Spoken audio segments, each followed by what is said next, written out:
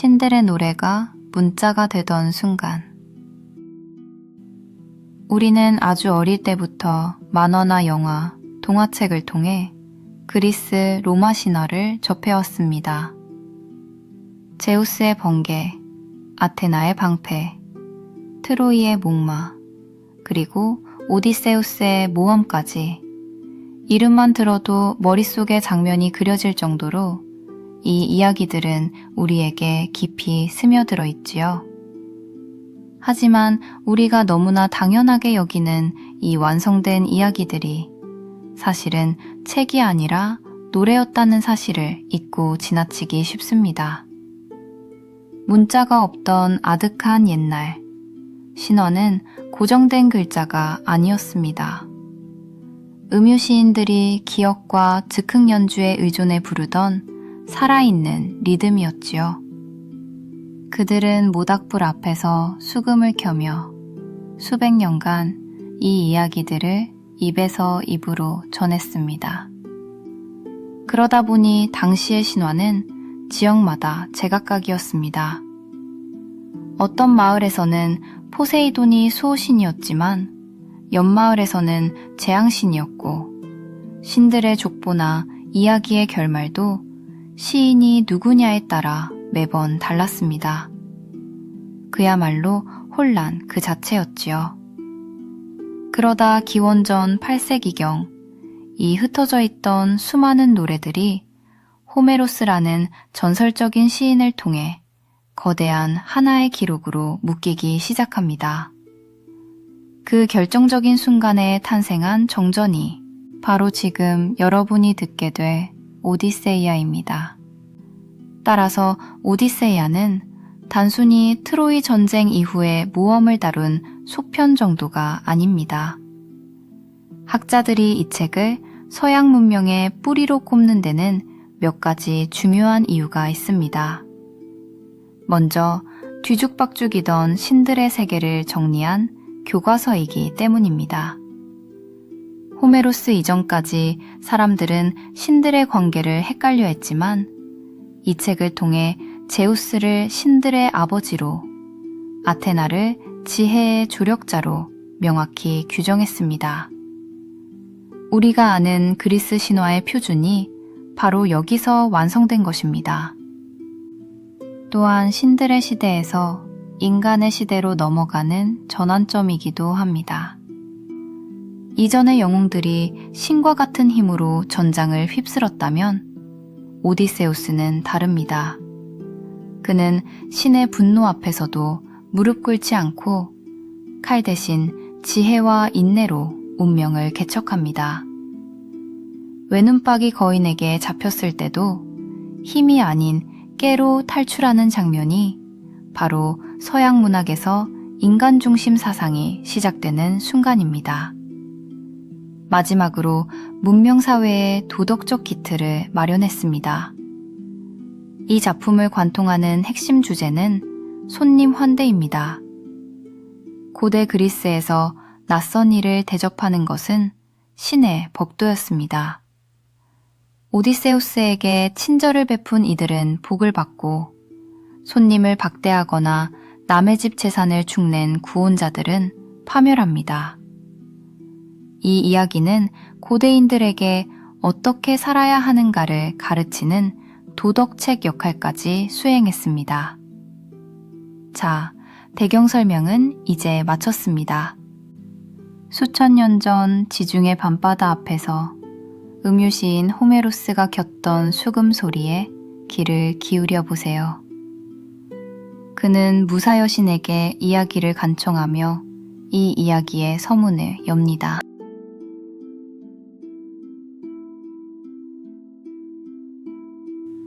무사 여신이여, 저에게 그 지혜로운 영웅의 이야기를 들려주세요. 트로이의 거대한 성을 무너뜨리고 나서 정처 없이 세상을 떠돌았던 그 사람 이야기 말이에요. 그는 수많은 도시를 다니며 사람들의 생각과 풍습을 배웠고 바다 위에서 살아남아 동료들을 고향으로 데려가려고 무진 애를 쓰며 숱한 고생을 했답니다. 하지만 안타깝기도 동료들까지 구할 순 없었어요.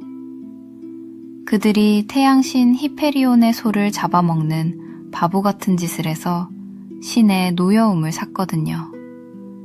결국 신은 그들의 귀양날을 지워버리셨죠. 제우스의 따님이여, 이 이야기를 우리에게도 들려주세요. 전쟁과 바다에서 용케 살아남은 다른 영웅들은 모두 무사히 집에 돌아갔지만 오직 오디세우스만은 아내와 고향을 그리워하며 칼립소라는 요정에게 붙잡혀 있었지요. 그 여신은 그를 남편으로 삼겠다며 깊은 동굴 속에 가두어 두었답니다. 세월이 흘러 신들이 그가 고향 이타카로 돌아가도록 정한 해가 되었을 때도 그는 여전히 시련 속에 있었어요.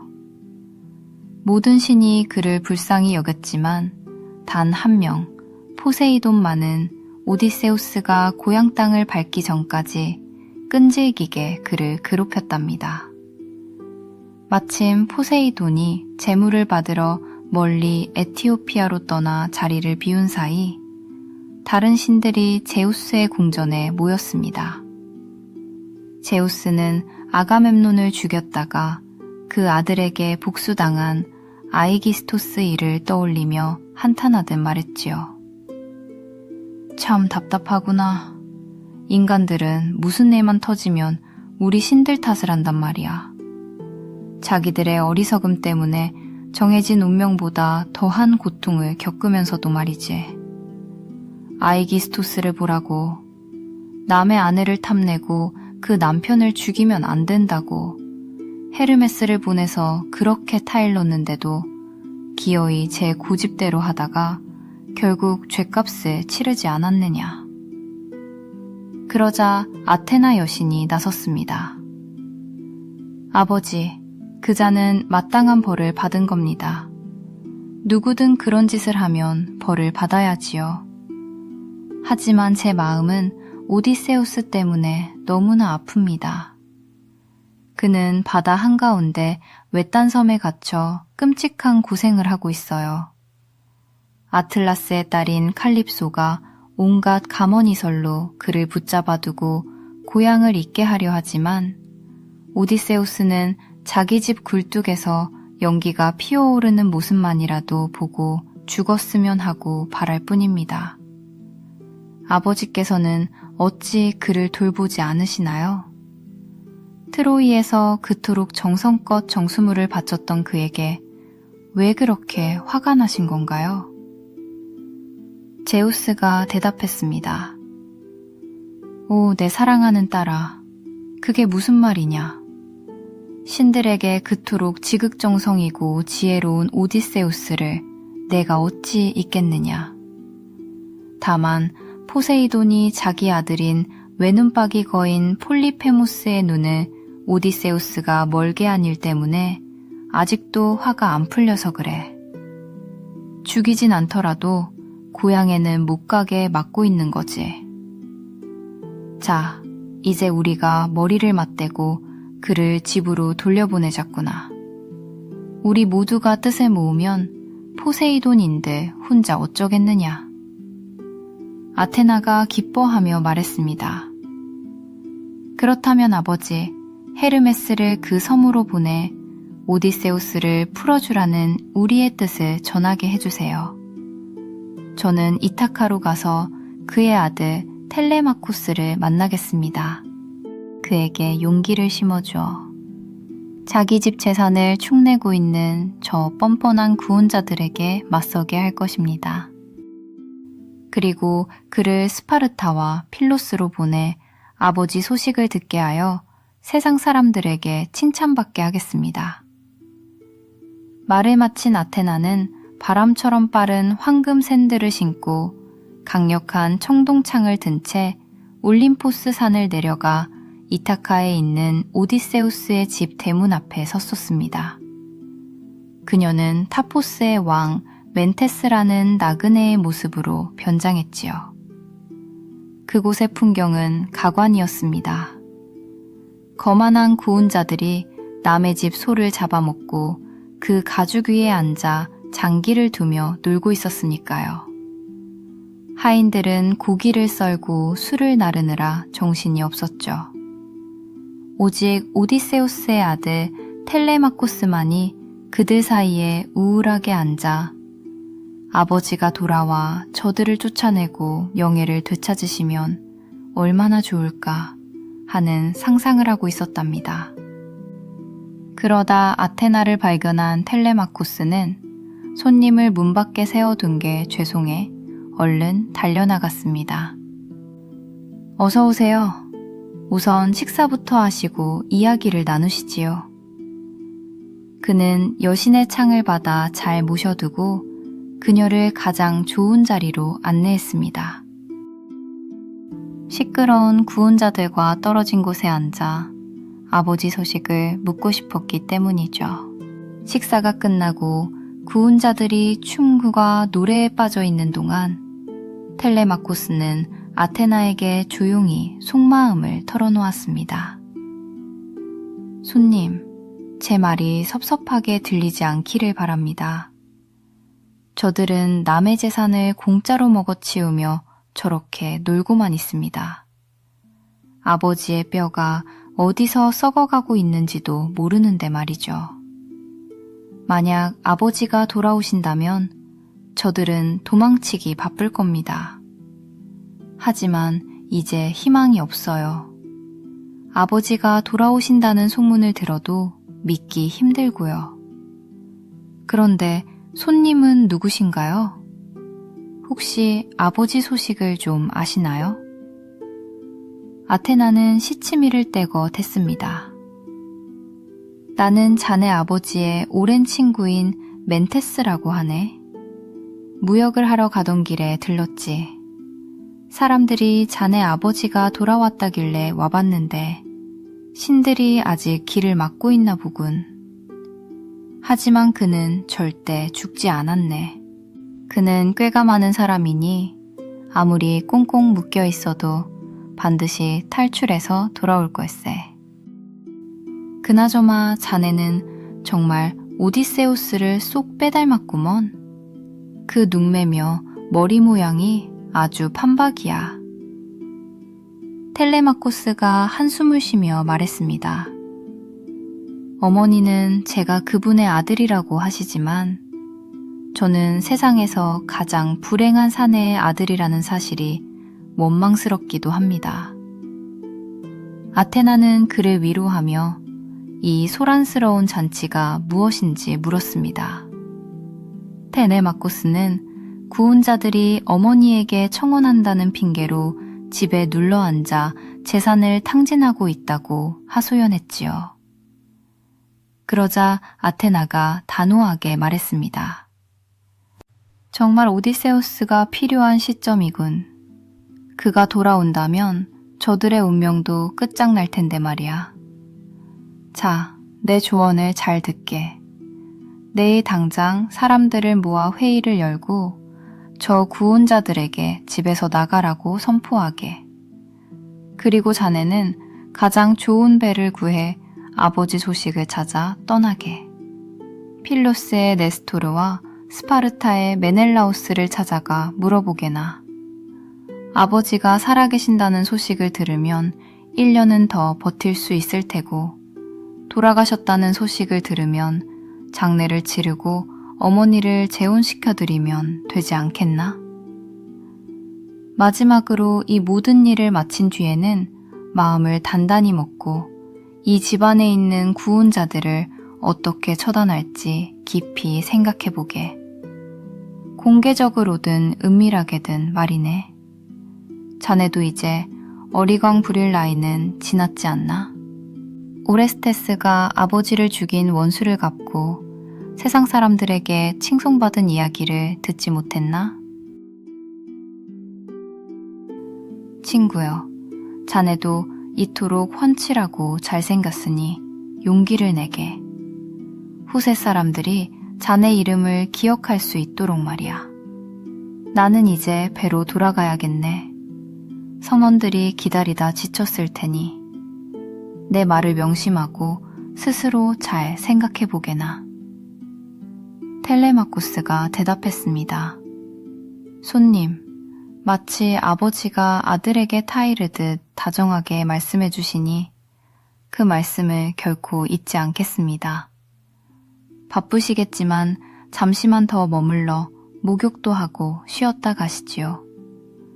제 마음을 담아 아주 귀하고 아름다운 선물을 드리고 싶습니다. 친한 친구들끼리 주고받는 정표로 말입니다. 아테나가 대답했지요. 나를 붙잡지 마시오. 지금 몹시 떠나고 싶으니. 주시려던 선물은 내가 나중에 돌아올 때 주시면 기쁘게 집으로 가져가리다. 아주 좋은 것으로 주시면 나 또한 그에 묻지 않은 귀한 것으로 보답하리다. 말을 마치자 여신은 새처럼 훌쩍 솟구쳐 날아가 버렸습니다. 하지만 그녀는 텔레마코스의 가슴속에 용기를 불어넣었고 전보다 더 아버지를 간절히 생각하게 만들었지요. 텔레마코스는 자신에게 일어난 변화에 놀라워하며 방금 다녀간 손님이 신이라는 걸 깨달았습니다. 그는 곧장 구혼자들이 앉아있는 곳으로 나갔습니다. 음유시인 페미오스는 여전히 노래를 부르고 있었고 구혼자들은 조용히 듣고 있었습니다. 그는 아테나가 트로이에서 돌아오는 영웅들에게 내린 고난에 대해 노래하고 있었죠. 그때 위층 방에서 그 구슬픈 노랫소리를 듣고 신중한 페넬로페가 가파른 계단에 내려왔습니다. 혼자가 아니라 시녀 둘을 데리고 말이에요. 그녀는 기둥 곁에 서서 얇은 베일로 얼굴을 가린 채 양옆에 시녀들을 세워두고 비통하게 울며 말했습니다. 페미오스여, 그대는 신들과 영웅들의 즐거운 이야기도 많이 알고 있지 않소? 저 구혼자들에게는 그런 노래를 불러주어 조용히 술을 마시게 해주세요. 제발 그 슬픈 노래만은 멈춰주세요. 그 노래는 내 가슴을 찢어놓는답니다. 언제나 잊지 못하고 그리워하는 내 남편, 헬라스 땅 전체에 이름을 떨친 그분을 사무치게 생각나게 하니까요. 그러자 텔레마코스가 의젓하게 어머니를 달랬습니다. 어머니, 시인이 마음에 내키는 대로 노래하게 두세요. 우리에게 슬픈 운명을 내리는 것은 시인이 아니라 제우스입니다. 제우스께서 당신 뜻대로 사람들에게 행복과 불행을 주시는 것이니까요. 이 사람이 영웅들의 불행한 귀향을 노래하는 건 잘못이 아닙니다. 사람들은 원래 가장 새로운 노래에 환호하기 마련이니까요. 마음을 굳게 먹고 들으세요. 트로이에서 돌아오지 못한 건 아버지뿐만이 아닙니다. 다른 많은 영웅도 그렇게 쓰러져 갔습니다. 어머니는 방으로 돌아가셔서 배짜기와 물레질 같은 집안일을 돌보세요. 말하는 것은 남자의 몫이며 특히 이 집의 주인인 제가 결정할 일입니다. 그녀는 아들의 늠름하고 지혜로운 말에 깜짝 놀라 그 말을 마음에 새기며 집 안으로 들어갔습니다. 위층 방으로 올라가 시녀들과 함께 사랑하는 남편을 위해 울고 있을 때 아테나 여신이 그녀의 눈에 달콤한 잠을 내려주었지요. 하지만 어두워진 홀에서는 구혼자들이 서로 그 아름다운 여인과 잠자리를 같이 하기를 원하며 소란을 피웠습니다. 그때 텔레마코스가 입을 열었습니다. 어머니의 구혼자들이여, 이 염치 없고 오만한 자들이여, 지금은 즐겁게 먹고 마시되 소란은 피우지 맙시다. 페미오스처럼 아름다운 목소리를 가진 가수의 노래를 듣는 것은 즐거운 일이나 내일 아침에는 모두 회의장에 모이시오. 당신들에게 이곳을 떠나라는 통보를 하겠소. 가서 당신들의 재산으로 당신들의 집에서 번갈아가며 잔치를 벌이시오. 만일 당신들이 계속해서 한 사람의 재산만 축내겠다면 내 제우스께 호소할 것이니 당신들이 내 아버지의 집에서 죽임을 당해도 아무런 보상도 받지 못하게 해달라고 빌 것이오. 구혼자들은 입술을 깨물며 텔레마코스의 대담한 말에 혀를 둘렀습니다. 에우페이테스의 아들 안티노우스가 비꼬듯 말했습니다. 텔레마코스, 신들께서 자네에게 허풍을 떨고 큰 소리 치는 법을 가르치신 모양이구려.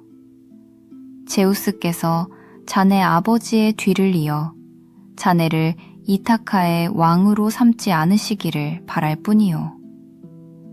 텔레마코스가 대답했습니다. 안티노우스, 내 말에 화내지 마시오. 만일 제우스께서 허락하신다면 나 역시 왕이 되고 싶소. 그대는 그것이 인간에게 최악의 일이라 생각하오? 왕이 되는 것은 나쁜 일이 아니오. 재물이 쌓이고 명예도 높아지니 말이오. 하지만 오디세우스께서 돌아가셨다 해도 이타카에는 다른 왕족들이 많으니 그들 중 누군가 왕이 되겠지요. 어쨌든 나는 내 집의 주인이 되어 오디세우스께서 내게 남겨주신 사람들을 다스릴 것이요. 그러자 폴리보스의 아들 에우리마코스가 대답했습니다. 텔레마코스여, 우리 중 누가 이타카의 왕이 될지는 신들의 무릎에 달려 있소. 하지만 그대의 집과 재산은 그대가 다스려야 마땅하오. 이타카에 사람이 사는 한 그대의 뜻을 거스르며 재산을 빼앗을 자는 없을 것이요. 그런데 친구여, 아까 그 낯선 손님에 대해 묻고 싶소. 그는 어디서 왔으며 어느 가문의 사람이요. 그대의 부친이 돌아온다는 소식이라도 가져왔소? 아니면 자신의 용무로 온 것이요? 꽤 부유해 보이던데 우리가 알아볼 새도 없이 황급히 떠나버렸구려. 텔레마코스가 시치미를 떼며 대답했습니다. 에우리마코스, 제 아버지의 귀향은 이제 가망이 없소. 어떤 소문이 들려도 믿지 않으며 어머니께서 예언자를 불러 물어보셔도 귀담아 듣지 않소. 그 손님은 제 아버지의 옛 친구인 타포스의 왕 멘테스라고 하오. 텔레마코스는 이렇게 말했지만 마음속으로는 그가 불사의 여신임을 알고 있었답니다. 구혼자들은 저녁이 되도록 춤과 노래를 즐겼습니다. 어둠이 내리자 그들은 각자 잠을 자러 집으로 돌아갔지요. 텔레마코스는 뜰이 내려다 보이는 높은 탑 위에 있는 침실로 깊은 생각에 잠겨 올라갔습니다. 성실한 유모 에우리클레이아가 횃불을 들고 그를 앞장섰습니다. 그녀는 텔레마코스의 할아버지 라에르테스가 소 20마리 값을 주고 샀던 여인으로 텔레마코스가 아기였을 때부터 돌보아 주었기에 그 누구보다 그를 사랑했답니다. 텔레마코스는 침실문을 열고 침대에 앉아 부드러운 옷을 벗어 유모에게 주었습니다. 그녀는 옷을 잘 개어 침대 옆 말뚝에 걸어두고는 방을 나가 은 손잡이를 당겨 문을 닫고 빗장을 질렀지요. 텔레마코스는 양털 이불을 덮고 누워 밤새도록 아테나가 일러준 여행에 대해 곰곰이 생각했답니다. 여기까지가 오디세이아 제1권입니다. 그렇게 시작된 텔레마쿠스의 여행 이야기는 다음 편에 계속됩니다. 오늘도 함께 해주셔서 고맙습니다.